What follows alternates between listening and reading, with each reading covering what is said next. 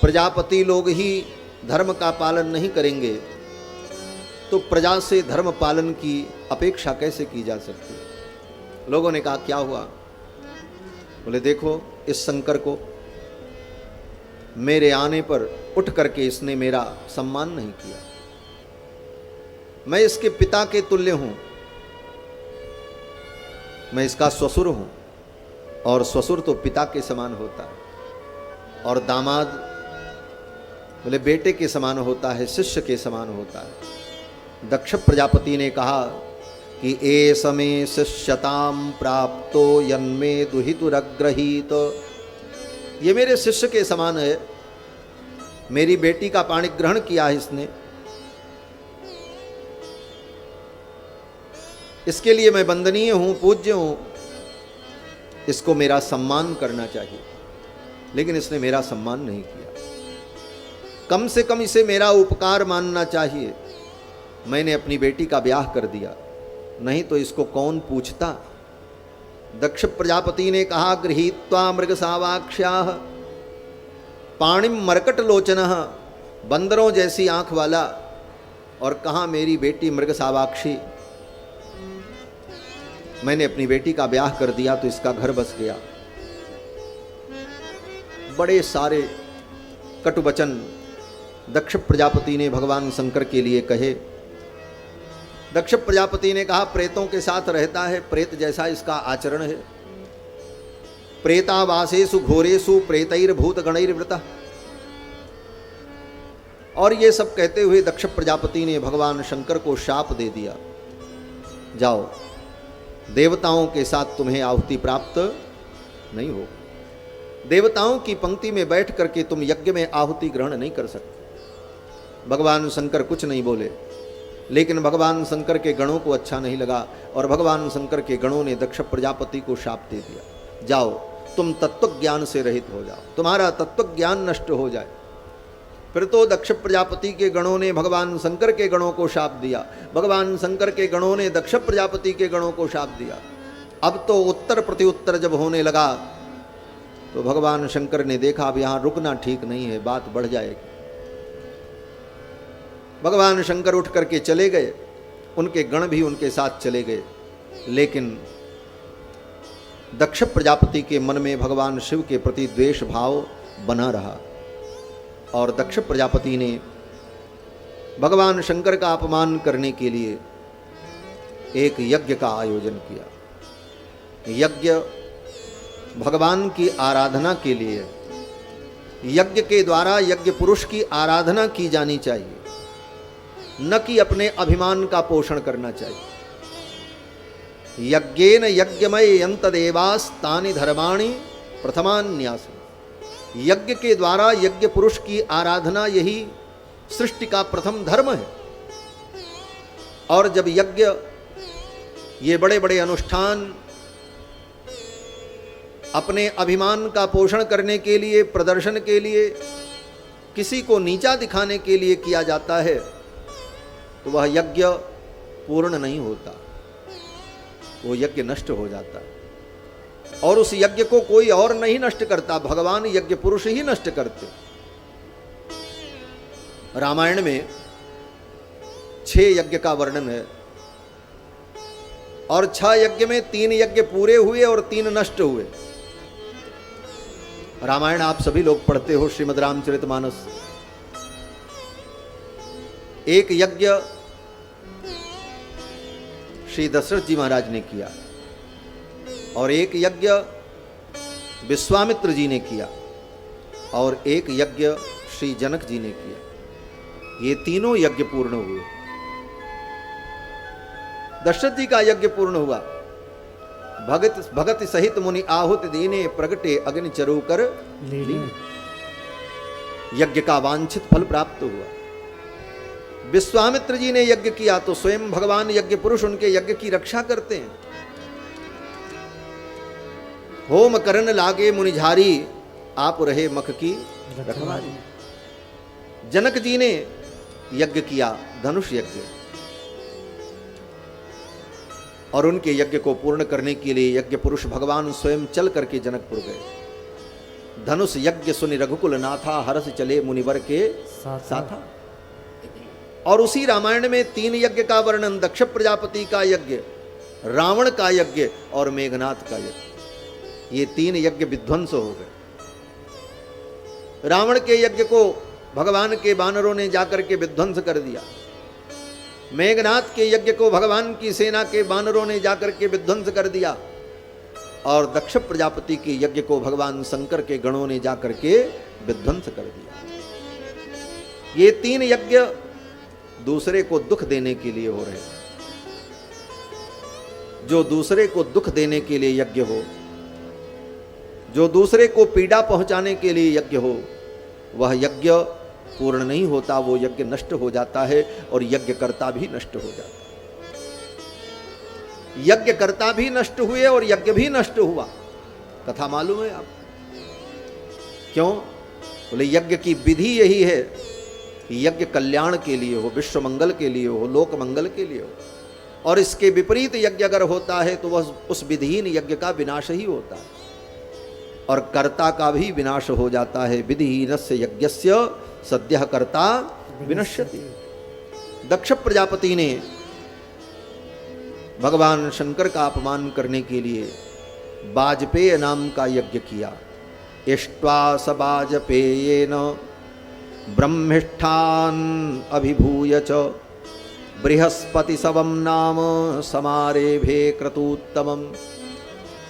दक्ष प्रजापति ने वाजपेय नाम के यज्ञ का आयोजन किया। वाजपेय यज्ञ 17 दिनों में संपन्न होता है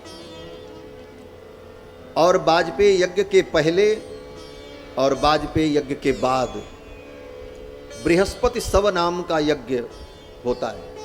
बृहस्पति सव से संपुटित वाजपेय यज्ञ ये विधि है।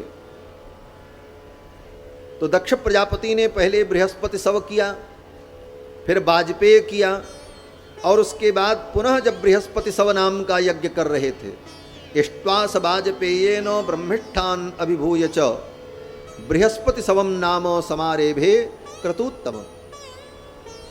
उस यज्ञ में सम्मिलित होने के लिए देवता लोग विमान में बैठ करके जा रहे थे। सबको निमंत्रण दिया था दक्ष प्रजापति ने, भगवान शंकर को निमंत्रण नहीं दिया, भगवान विष्णु को भी निमंत्रण नहीं दिया, ब्रह्मा जी को भी नहीं दिया और बाकी सबको निमंत्रित किया। देवता लोग विमान में बैठकर आकाश मार्ग से दक्ष प्रजापति के यज्ञ में जा रहे थे। आकाश तो बड़ा विशाल है, कहीं से कोई निकल जाए, लेकिन ये देवता भी बड़े विचित्र, जानबूझ करके कैलाश के ऊपर से जा रहे थे कि शंकर जी देखें कि हमको निमंत्रण मिला और तुमको नहीं मिला। तुम तो उनके खास थे, उनके दामाद थे, तुमको निमंत्रण नहीं मिला, हमको मिला। इस भावना से देवता लोग कैलाश के ऊपर से ही जा रहे और चुपचाप निकल जाते तो कोई बात नहीं थी, लेकिन जब कैलाश के ऊपर पहुंचे तो और जोर जोर से गीत गाने लगे महाराज। सती बिलो के व्योम विमाना, सती बिलो के व्योम विमाना, जात चले सुंदर विधिनाना, जात चले सुंदर विधिनाना, सुर सुंदरी करई कलगाना, सुर सुंदरी करई कलगाना, सुनत श्रवण छूटहि मुनि ध्याना, सुनत श्रवण छूटहि मुनि ध्याना, सती बिलो के व्योम विमाना,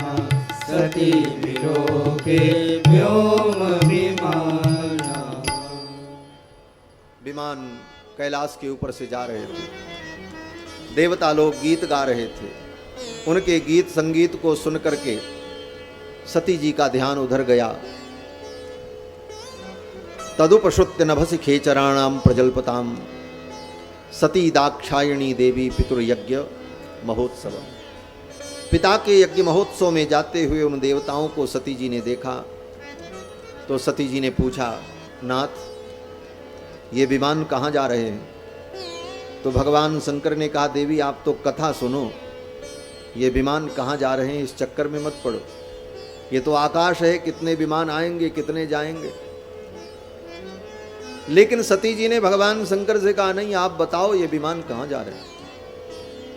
भगवान शंकर तो कथा सुना रहे थे, राम जी की लीलाओं का वर्णन कर रहे थे, लेकिन सती ने कहा, प्रभु ये विमान कहाँ जा रहे हैं आप बताओ, ये देवता लोग बड़े खुशी खुशी कहाँ जा रहे हैं। तो भगवान शंकर को अच्छा नहीं लगा और भगवान शंकर ने कहा, आपके पिताजी यज्ञ कर रहे हैं, उसी यज्ञ में ये सब देवता जा रहे हैं। सती जी ने कहा, तब तो हमको आपको भी चलना चाहिए, मेरे पिता के घर में यज्ञ है। भगवान शंकर ने कहा, निमंत्रण नहीं आया। सती जी ने कहा, पिता के घर में, गुरु के घर में, मित्र के घर में कोई उत्सव हो तो निमंत्रण की अपेक्षा नहीं करनी चाहिए। भगवान शंकर ने कहा, देवी बात तो ठीक है, लेकिन अगर कोई विरोध माने तो चाहे गुरु का घर हो, चाहे मित्र का घर हो, चाहे मित्र का अपने सुहृद का घर हो, नहीं जाना चाहिए। क्यों? बोले वहां जाने पर कल्याण नहीं होता। तदपि विरोध मान जहाँ कोई, तदपि विरोध मान जहाँ कोई, तहाँ गए कल्याण न होई, तहाँ गए कल्याण न होई। तदपि विरोध मान जहाँ कोई, तदपि विरोध मान जहाँ कोई। भगवान शंकर ने कहा, पिता के घर में, मित्र के घर में, गुरु के घर में कोई उत्सव हो तो बिना बुलाए जाना चाहिए, लेकिन अगर वहां कोई विरोध मानता है तो फिर बिना बुलाए नहीं जाना चाहिए। अगर व्यक्ति गया तो उसका कल्याण नहीं होगा। सती जी ने कहा, नहीं मेरा तो मन कर रहा है जाने का। भगवान शंकर ने कहा, मेरे वचनों की अवहेलना करके अगर आप जाओगी तो आपका कल्याण नहीं होगा। भद्रम भवत्यान ततो भविष्यति, आपका कल्याण नहीं होगा, आपका मरण भी हो सकता है। लेकिन अब सती जी बोल तो कुछ नहीं पाई। भगवान शंकर के इन वचनों का प्रतिकार तो नहीं कर सकी, लेकिन उनका चित्त विचलित हो गया। कभी भगवान शंकर की ओर देखती और कभी आकाश की ओर, और कभी घर में चली जाती और कभी बाहर आ जाती। मन अस्थिर हो गया। श्री मैत्रेय जी कहते हैं कि निष्क्रामति निर्विशति द्विधा ससा, कभी घर में जाएं कभी बाहर आवें, कभी आकाश को देखें कभी शिव जी को देखें और फिर अपनी नजरों को नीचे झुका लें। भगवान शंकर जान गए ये मन से तो चली गई, तन से यहाँ। तो व्यक्ति जो मन से जहां रहता है वहीं उसकी वास्तविक स्थिति मानी जाती है। तन से आप कहां हो ये महत्वपूर्ण नहीं है, आप मन से कहां हो ये महत्वपूर्ण होता है। तन से कहीं भी रहो, पर मन से अगर भगवान के पास हो तो आप भगवान के पास हो। और 24 घंटे आपका तन भगवान के पास है लेकिन मन नहीं है, बोले आप भगवान के पास नहीं हो। इसीलिए कहा, तन ते कर्म करहु विधिनाना, मन राखहु जहां कृपा निधाना। जहां मन से हम होते हैं हमारी वही स्थिति मानी जाती है। एक महात्मा कहते थे, कहीं कथा हो रही थी, गांव के 2 किसान थे। उन दोनों किसानों को पता चला कथा हो रही है, मन में हुआ चलो सुनने चलते हैं। तो एक गया कथा सुनने के लिए और दूसरे ने सोचा हम कथा सुनने जाएंगे तो गाय को चारा कौन खिलाएगा, दिन भर चारा काटेंगे तब गाय को खिलाएंगे, गाय का पेट भरेगा। तो बेचारा कथा में नहीं गया, वो चारा काटने में लगा रहा। और दूसरा जो था वो कथा में गया कथा सुनने। जब कथा में पहुंचा तो कथा में बैठा तो था, लेकिन उसका मन लगा था हम तो चले आए कथा सुनने, आज का चारा कैसे होगा, क्या होगा, और यही सोचता रहा। उसका मन तो चारा में लगा रहा, और जो चारा काट रहा था उसका मन लगा था कथा में गए होते तो भगवान की कथा सुनते। तो कथा सुनने का फल उसको प्राप्त हो गया जो कथा में नहीं गया, और जो कथा में पहुंचा उसको कथा का फल प्राप्त नहीं। क्यों बोले? उसका मन तो चारा काटने में लगा था। वो हमारा दूसरा साथी चारा काट लिया होगा, हम तो रह गए, आज हम क्या करेंगे। और उसका मन लगा था कथा में कि मेरा मित्र गया है कथा सुनने, वो तो कथा सुन रहा होगा, हम तो चारा ही काटते रह गए। तो मन से हम जहां होते हैं वास्तव में हमारी स्थिति वहीं होती है। सती जी का मन विचलित हो गया, भगवान शंकर जान गए, और भगवान शंकर ने कहा जब इनका मन वहीं लगा है तो अब इनको वहीं भेज देना चाहिए, तन से भी ये वहीं चली जाए। और भगवान शंकर ने नंदी को बुलाया और कहा ले जाओ इनको इनके पिता के घर पहुंचा दो। नंदीश्वर आए और भगवान शंकर ने कहा इनकी जितनी सामग्री है, उपयोग की वस्तुएं हैं, वो सब इनके साथ विदा कर दो। सती जी ने कहा अरे मैं लौट करके आऊंगी। भगवान शंकर ने कहा ठीक है लौट के आना, तो सब सामान लेके आ जाना, कोई बात नहीं, अभी तो ले जाओ। भगवान शंकर जान गए सती अब जाएंगी तो अब इन्हें लौट करके नहीं आना है, इसलिए इनकी वस्तुएं अगर घर में रहेंगी तो बार बार इनकी स्मृति मुझे आएगी, इसलिए इनकी वस्तुएं भी इनके साथ चली जाएं। तो जिस सुख और सारिका को सती जी ने पाल रखा था अपनी क्रीड़ा के लिए, उस सुख सारिका को, कंदुक को, दर्पण, व्यजन, वस्त्र, जितनी वस्तुएं सती के उपयोग की थी उन सारी वस्तुओं को नंदीश्वर के पीठ पर लाद दिया, नंदी पर लाद दिया। और भगवान शंकर ने कहा ले जाओ इनको। वृषेंद्र मारोप्य विटंकितायुः। और सती जी अपने पिता के घर आईं, और पिता के घर जब पहुंची देखा बहुत विशाल यज्ञ का आयोजन था, सब लोग आए थे, सब लोग मिले। केवल प्रेम से अगर कोई मिला तो मां मिली, बाकी सब सती का उपहास कर रहे थे।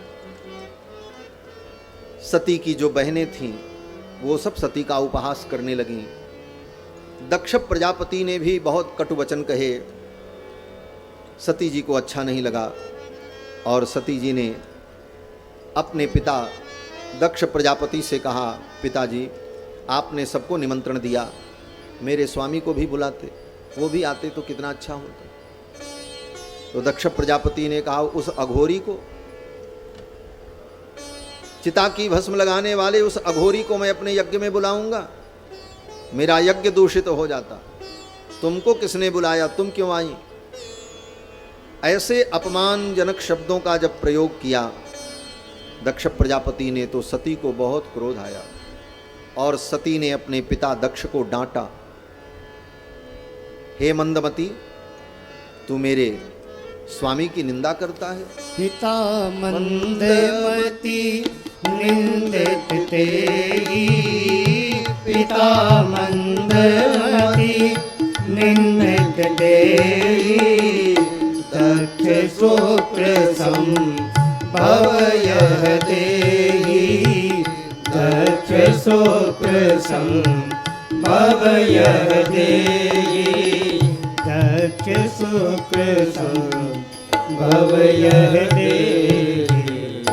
सती ने कहा पिता मंदमती, अपने पिता को मंदमती कहा, मूढ़मती कहा। तू मूढ़मती है, तू मंदमती है। एक बेटी अपने बाप को कह रही, ये सनातन धर्म का आदर्श है। सनातन धर्म की नारी अपने पति के विपरीत अपने पिता के वचन को भी नहीं सुन सकती। यद्यपि पिता उसका पालन पोषण करता है, पिता उसे जन्म देता है, पिता ही योग्य वर ढूंढ करके कन्यादान करके उस वर के चरणों में अपनी कन्या को अर्पित कर देता है। लेकिन ये सब होने के बाद कन्या के लिए उसका पति ही सर्वस्व होता है, और उस पति के विपरीत अगर पिता भी बोले तो भारत की सती नारी अपने पिता को भी मंदमती कहती है। यही भारत का आदर्श है, यही भारतीय नारी का धर्म है।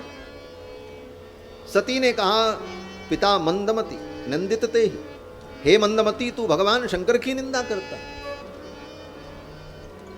और शिव निंदक की मैं बेटी कहलाऊं ये मुझे स्वीकार्य नहीं।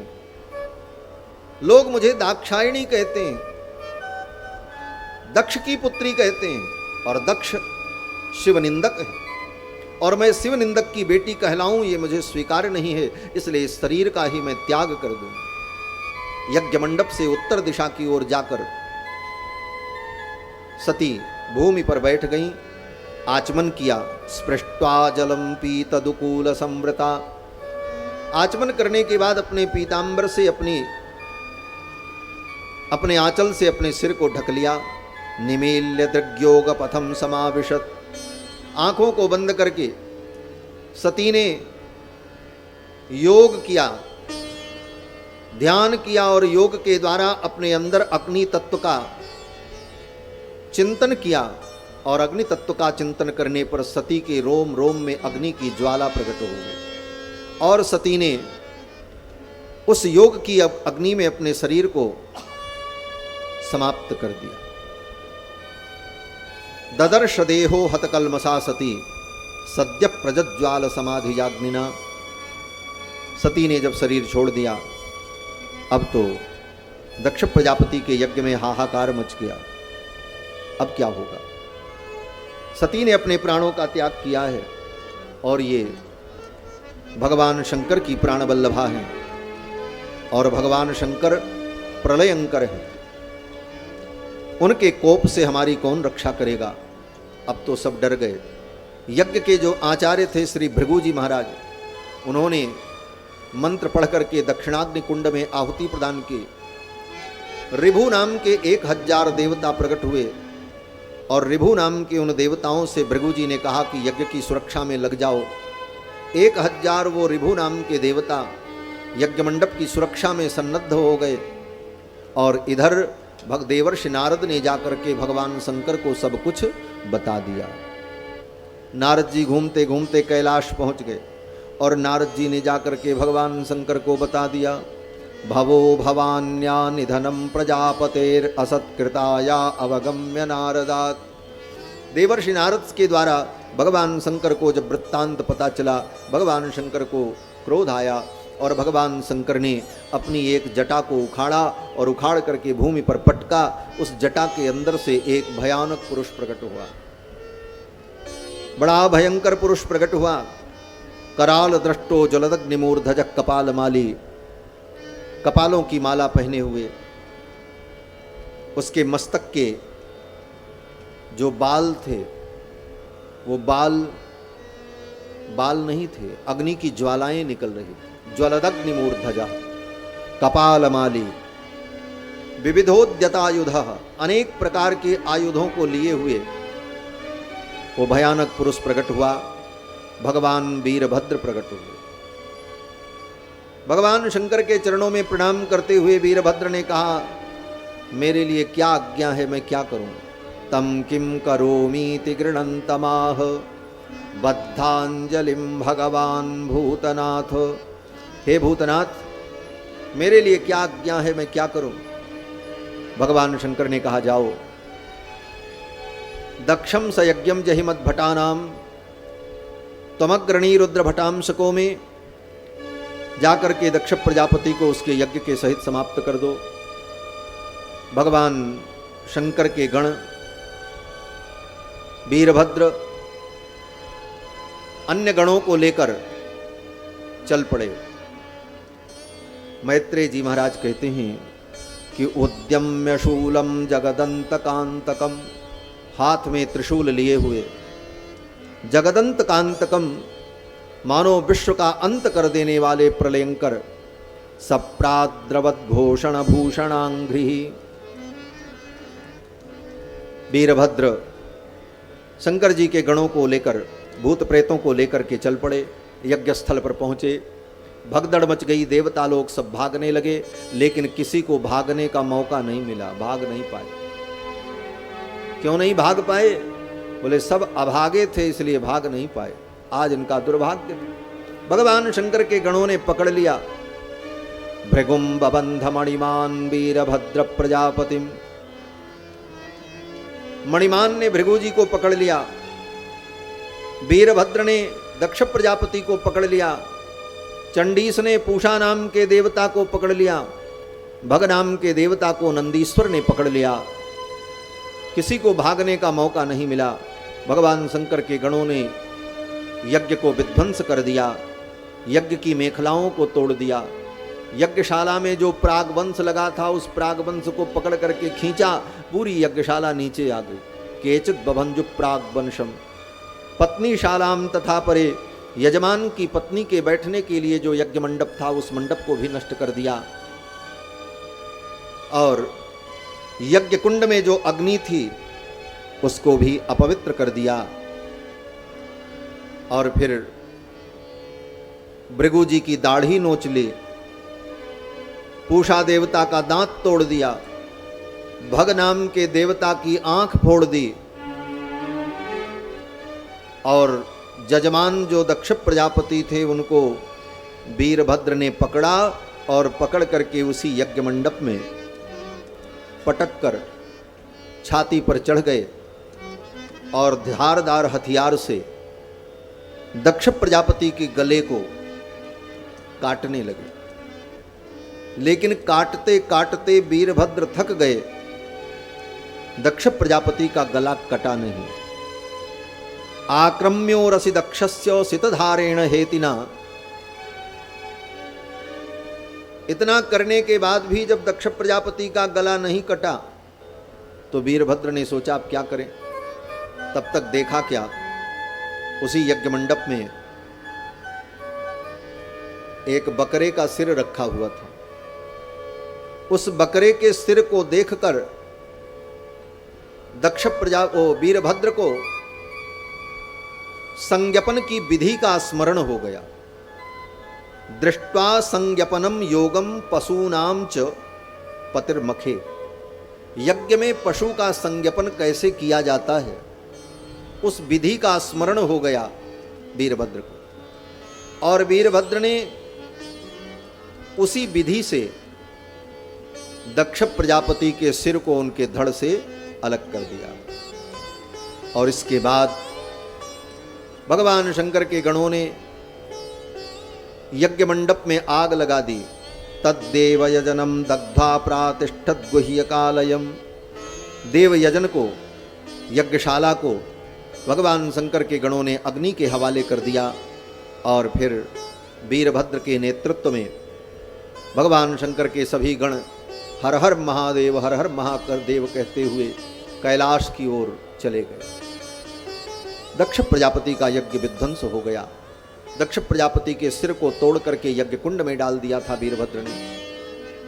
फिर तो ब्रह्मा जी आए, भगवान शंकर और भगवान विष्णु आए, और सबने यही निर्णय किया भगवान शंकर को प्रसन्न करो। फिर सबने भगवान शंकर की स्तुति की, भगवान शंकर प्रसन्न हुए, और भगवान शंकर के प्रसन्न होने के बाद उस यज्ञ को पूर्ण करने के लिए फिर सब कुछ ठीक किया गया। देवताओं के वैद्य अश्वनी कुमार ने दक्ष प्रजापति के शरीर पर बकरे का सिर रखकर उन्हें जीवित कर दिया। उस यज्ञ में जो बकरे का सिर था, संदधु कस्य कायेन सवनीय पशो सिरः। सवनीय याग के पशु का जो सिर था उसी सिर को दक्ष प्रजापति के धड़ पर जोड़कर अश्वनी कुमार ने उनको जीवित कर दिया। और बकरे की जो दाढ़ी थी वो भृगु जी को लगा दी। पूषा देवता का दांत टूट गया, बोले इनका क्या ट्रीटमेंट होगा। बोले अब ये बिना दांत ही के रहेंगे। बोले तो खाएंगे कैसे। बोले अब कड़ी चीज नहीं खाएंगे, मुलायम चीज खाएंगे। लपसी इत्यादि खा करके, हलवा खा करके, सीरा खा करके काम चलावें, कड़ी चीज पुरोडास इत्यादि नहीं खा सकते।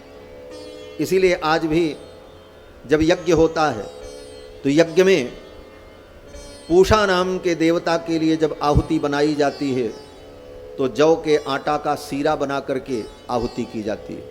क्योंकि पूषा नाम के देवता का दांत टूट गया था, तो वो अब पुरोडास नहीं खा सकते, पुरोडास बहुत कठोर होता है। और भग नाम के देवता की जो आंख फूट गई, उनके लिए क्या उपाय? बोले अब ये ऐसे ही रहेंगे, सूरदास रहेंगे। बोले तो ये चलेंगे आएंगे जाएंगे कैसे? बोले मित्र नाम के देवता के साथ ये रहें, उन्हीं के सहयोग से इनका काम चलता रहेगा। मित्रस्य त्वा चक्षुषा प्रतीक्षु। और यज्ञ का क्या होगा?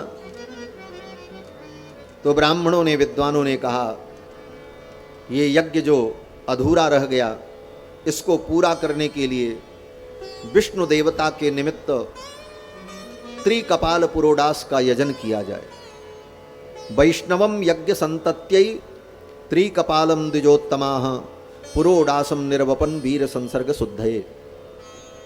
यज्ञ में जो अशुद्धि आ गई, उसके निराकरण के लिए विष्णु देवता के निमित्त 3 कपाल पुरोडास का यजन हुआ और यज्ञ पूर्ण हुआ। भगवान विष्णु यज्ञ पुरुष प्रकट हो गए। ऋषियों ने, देवताओं ने, यजमान ने, लोकपाल ने, गंधर्व ने, सब ने यज्ञ पुरुष परमात्मा की स्तुति की। और फिर भगवान की कृपा से दक्ष प्रजापति का यज्ञ पूर्ण हुआ।